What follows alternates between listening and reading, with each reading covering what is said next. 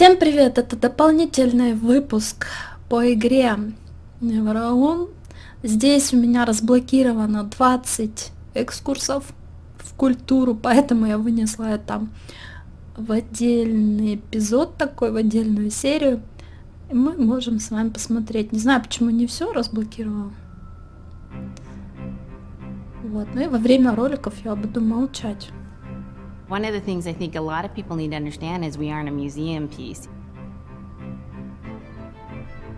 The Inupiaq people are a living people and a living culture. Even though we're in northern Alaska, which covers this vast area from Nome all the way over the Canadian border, is that there's this extreme value of interconnectedness and interdependence.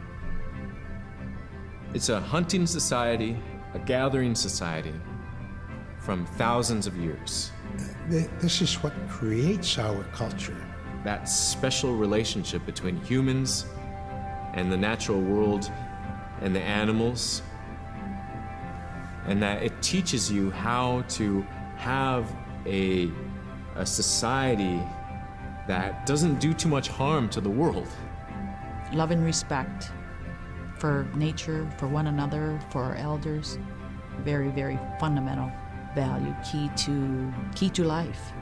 Our values are something that bind us all. The importance of sharing with one another, the importance of spirituality, and the connection to the land, our traditions, how we hunt, sharing of stories and songs and dances. I'm Inupiaq. I'm from the Arctic Ocean. I am Inupiaq. It's very important to me. It's who I am as a person. And we're very proud of who we are, and we want to continue that.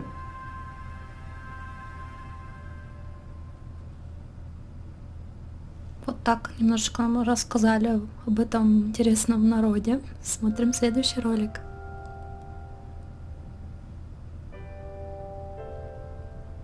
It'd be busy, busy, busy all through the day. You get up and you just go right to work, you know, right to work. There was always something to do. There was never any idle time. The only idle time we had was after we eat and before we go to bed. One of the older people would be just relaxing, laying down there and saying, you know, it'd be really nice to hear a story. And then just organically, someone would just start telling a story. Storytelling for the Inupiaq people is very important because it not only created that sense of community, but is a way to pass on wisdom to the next generation. It was like TV, you know? It was just like, it was as good as anything, any movie you've ever seen. And the storyteller told it so clearly that it was just as powerful as any of the greatest movie blockbusters you've ever seen.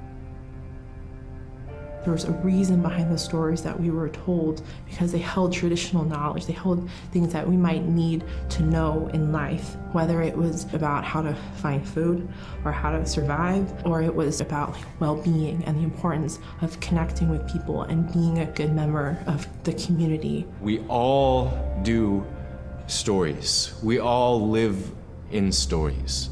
We all tell stories to our friends. And they need to be told. They need to be heard.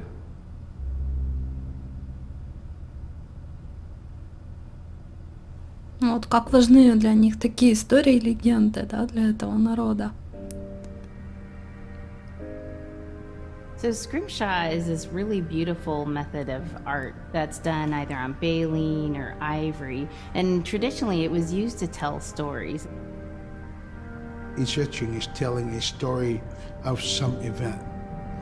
Caribou hunting was taking place. This is what was going on. War began around this time, and so it sort of gives you a timeline of history through etching. An elder or the person who carved it would literally be able to read the Scrimshaw story. They're like reading a book, in a way.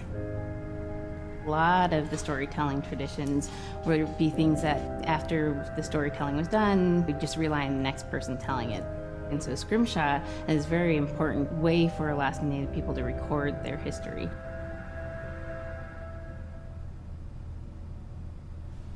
Истории в картинках.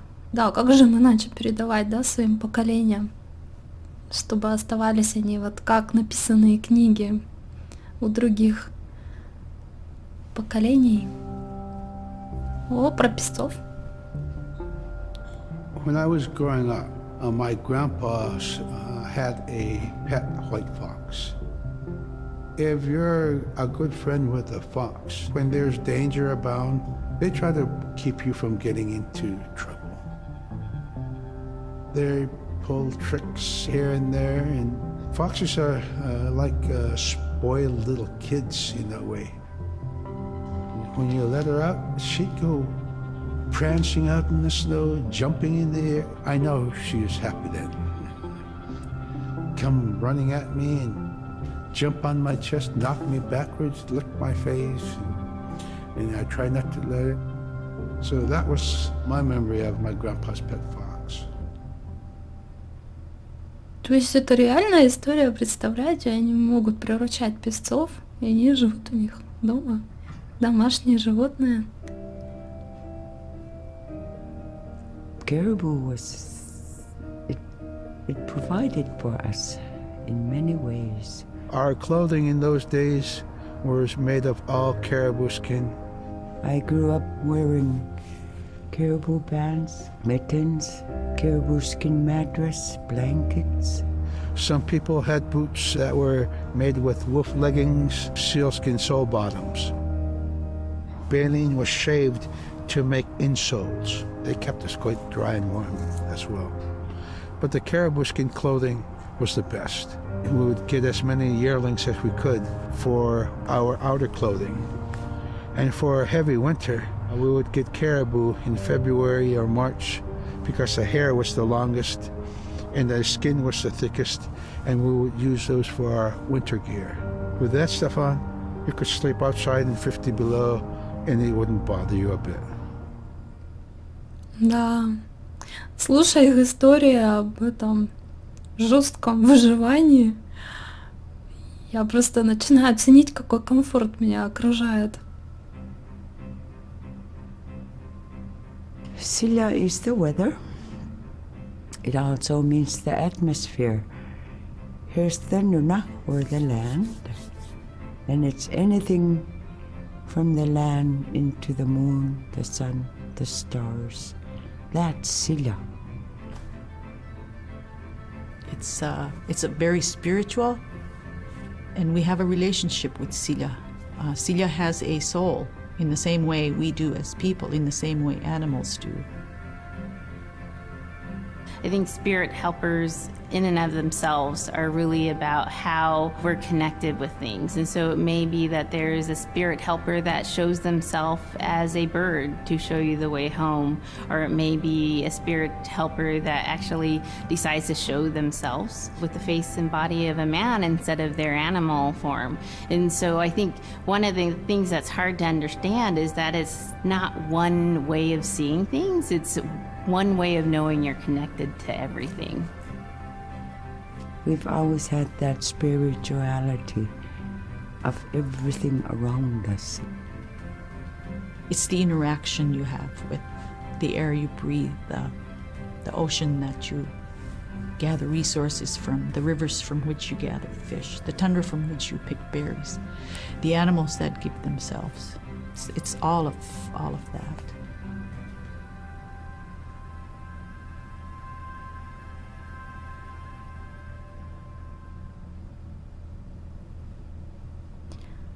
Следующая что-то у нас тропа с ловушками.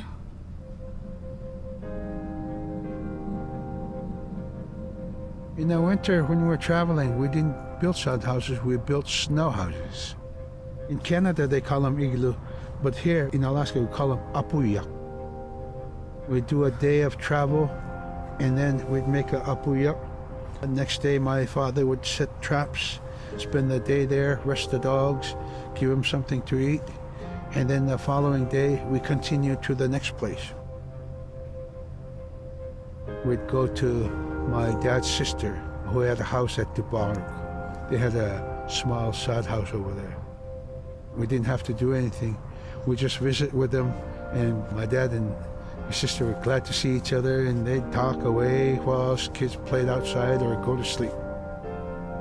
By the time we get back to our home, my father would leave us with our aunt or with my grandmother, and then he'd start on his trips and go check his trap line.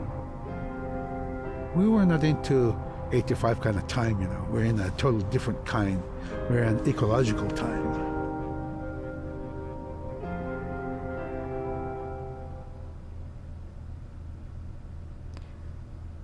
Биение сердца общины. Drum is something that's common to all cultures in Alaska.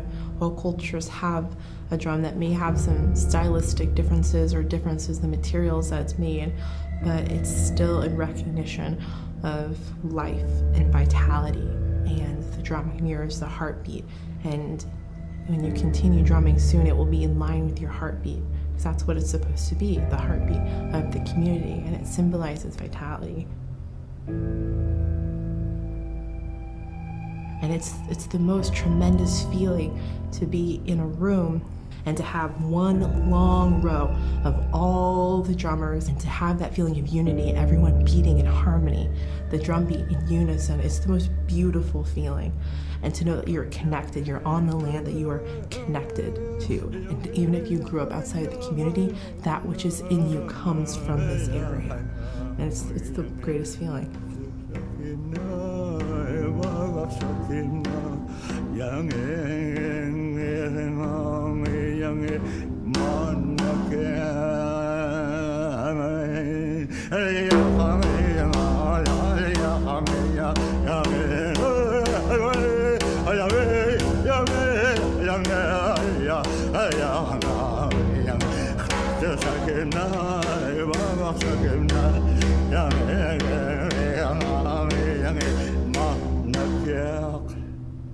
Man, I went at it and look what happens. Oh. Потрясающие танцы мы сейчас посмотрели, да? Маленькие человечки заблокированы, это мы что-то тут не нашли.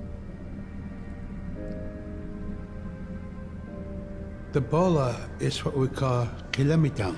And the kilamitan is made out of braided sinew tied out to some heavy bone which you could twirl. In my case, we're catching ducks. When we're out whaling, sometimes the ducks start flying. And they're good for duck hunting. You know, if you're a whaling crew, you can't make too much noise. So you can't use a shotgun for getting some duck soup handy, you know. So bola was a really handy weapon to use for catching ducks. You know, the ducks fly in, you throw it up and tangles up the bird, and down they go. Вот подробнее узнали о том оружии, которым пользовались. The scaredest I've ever been, I was 12 years old. We floated out on a piece of ice while we were duck hunting. It was a bluebird day, just clear blue skies. And there was 3 of us, myself, my brother, and my dad. Next thing you know, we see this dark, dark shadow on the ice. We look and it goes behind us. So we all jumped up, startled, and my dad, he started running. We got back to the ridge there. The ice had fractured, cracked, and broke off, and we were floating away. We were drifting. It was close enough to where my dad would have made it. He stopped and he thought about throwing us across, and if one of us was on the other side, we would be split up. So he stopped, and he just so happened to have a cell phone on him. 911 didn't pick up. That's the worst feeling in the world right there. 911 did not pick up. So he left a message because they record their calls. Once he had relayed that information, his cell phone died. That was the scariest moment I've ever had in my life. We were floating away and I thought we were left for dead. He kept calm during this situation. He's bringing out everything positive in this case. You know, I'm crying, my brother's freaking out. I went from clear blue to dense fog. Within a couple hours, we heard the chopper flying around, so they must have gotten our message. We thought we were saved, and then the chopper sound went away. So we lit some of the sled on fire. It's plastic. We thought black smoke in the fog would create some kind of marker. Chopper pilot had mentioned when we got rescued, you could see a glow in the fog, and he slowed down there, and sure enough, as soon as he slowed down, we got within visual. That was definitely the scariest moment of my life, was floating away and not knowing what the outcome was going to be.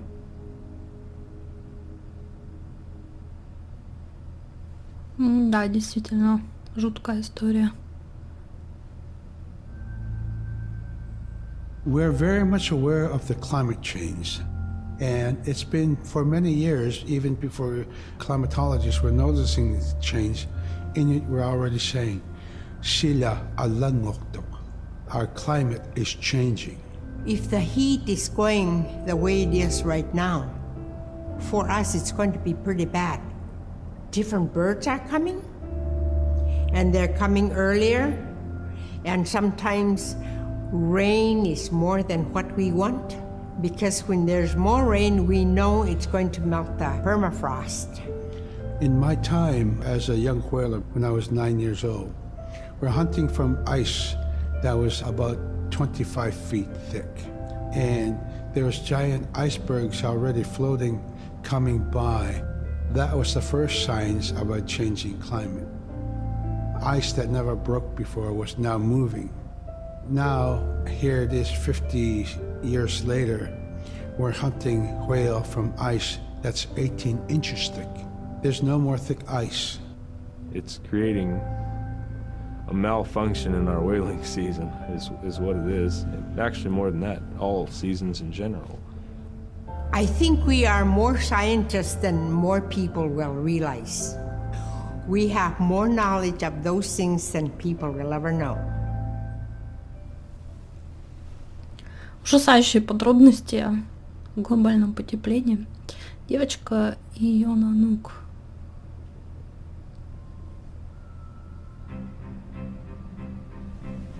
In, Arctic Alaska, hunting is a really important part of life. It's not just about going and shooting something, it's about going and putting food on the table. But more importantly, subsistence hunting isn't just about the insular family unit, it's about feeding the whole community. And I think that's one of the beautiful things about subsistence hunting in Alaska is that people go out and they'll go get, fish, or they'll get a caribou, and they'll get, seals and whales, and one of the first things they'll do is they'll say, oh, I need to take this to the elders. This isn't just about one individual surviving or one family surviving, it's about the whole community. We didn't just go out and kill and put in a freezer. It's like a ritual that I learned from my parents. It's all about relationship. I don't know, I think there's a lot of camaraderie involved. And just being out on the land or being out on the ocean, it's like getting back in tune. I'd rather be out there. To me, once I go out there, it's the world that I learned from. Заметили, да, все рассказчики очень хорошо знают английский. Свободно на нем разговаривают. And we spend all our time out in nature. You get very intimate with the world.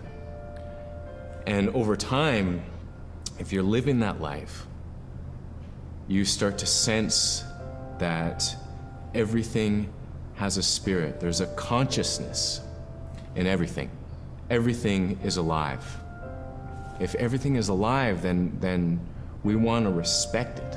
And if we're going to use it, we want to use it respectfully.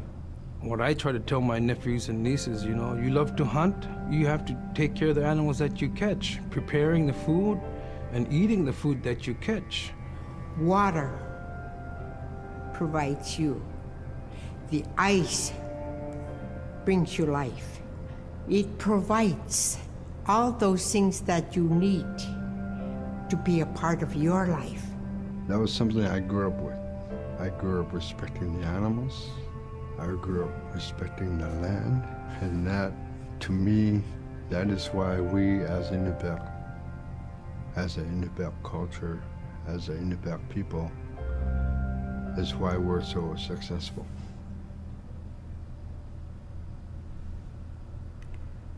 Уважение к природе. Напомнили мне чем-то фильм «Аватар», да, это племя Матикай, они тоже там уважали все живое.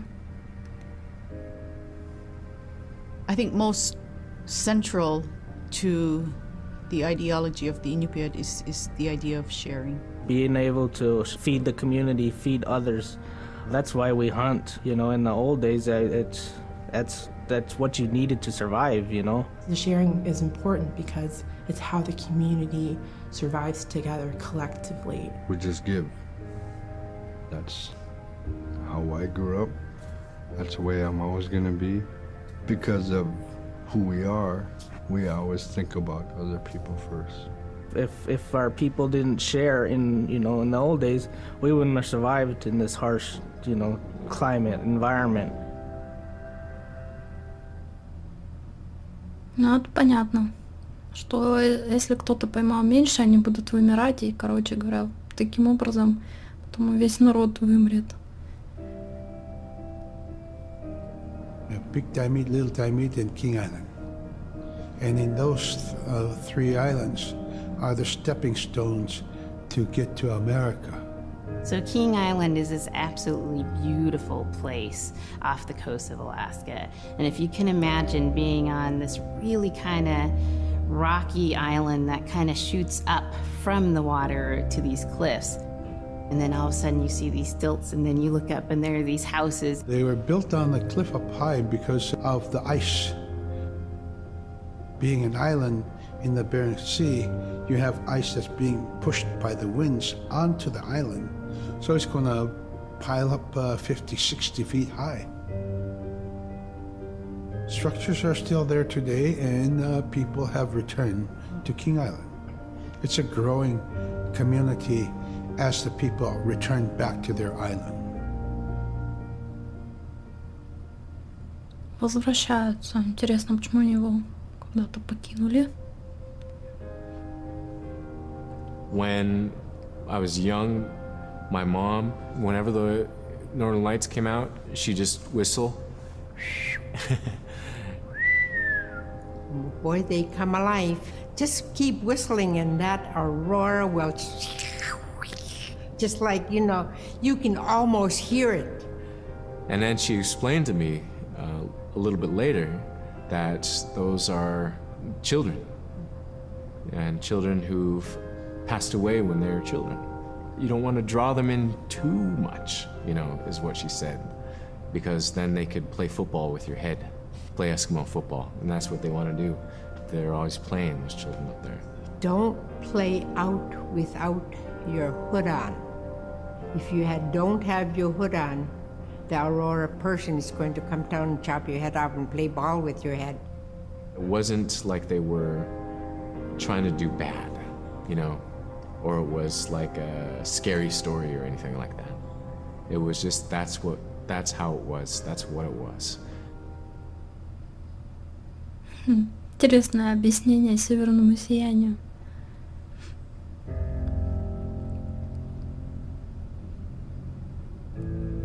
In the month of November, there's no sun. So during that dark time, we travel by the light of the moon. It's quite different. Everything was silver and black. Toward the horizon, we could see where caribou are because their body heat flowing upward, and we could see it glowing in the moonlight against a dark horizon where there's no stars. If somebody yelled, you could know who yelled from where the sound came from, but specifically where that cloud of their breath went up and it glowed in the moonlight. So that was a good time to travel. It was very surrealistic. And so things that were dark objects look very close, and white objects look very far. Духи животных. Давайте посмотрим. We are taught that there's no hierarchy. It's not everything else and then man, you know, humans on top, and they're separate from everything. We're taught that everything is equal and that all the animals have a human form or can be seen in a human form. And so they have just as much or more intelligence. You know, in fact, have a lot to teach people. And so that's how these transformations can happen. It's if the animal wants you to see it in its human form.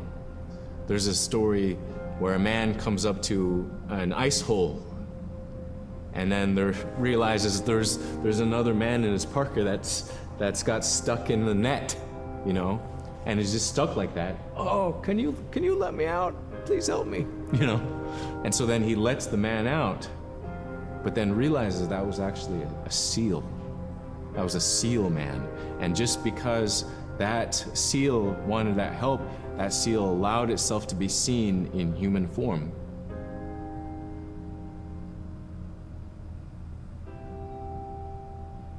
Забавно. И, видимо, поэтому наш писец потом превратился в человека. Перерождение, получение имени мы не увидели, хотя писец переродился. Что-то пошло не так.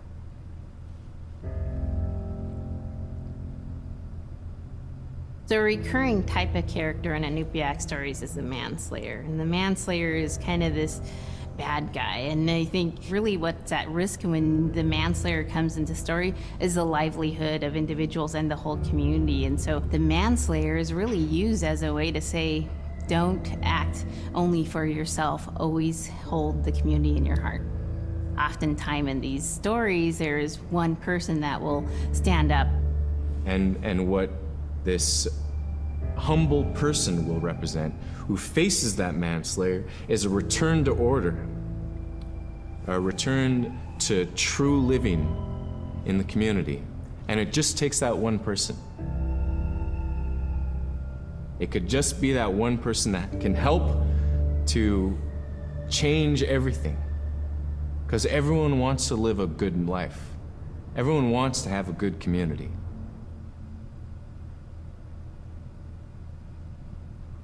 Толкование погоды тоже нет у нас. И последний ролик. With the story of Kunuk Sayuka, told by Robert Cleveland, it's just a masterwork. It's a well-known story among the Inupiaq people, and in our case, of producing a video game that really reflects indigenous heritage. It captures the imagination, and it's something that you have a very specific kind of task to do. There's a blizzard, you know, and it is just a non-stop blizzard that is overpowering the people, and there's one man that wants to figure it out. And in our case of the story, it's a girl that wants to find the source of that blizzard. The blizzard man, it's like that is the physical embodiment of an element of nature. And so there's a person that needs to go up and take away that's chipping away that snow. In that community, the person least expected is the one who stands up and makes the difference. Humility is something that we value, and where that comes from is the idea that you are not the biggest thing in the world. And when you live in an extreme environment like where the Inuit reside, you're at the whim of the environment, of the climate, of the animals. You can be as prepared as you can, you know, by learning from your elders that, you know, you're not the biggest force in the world.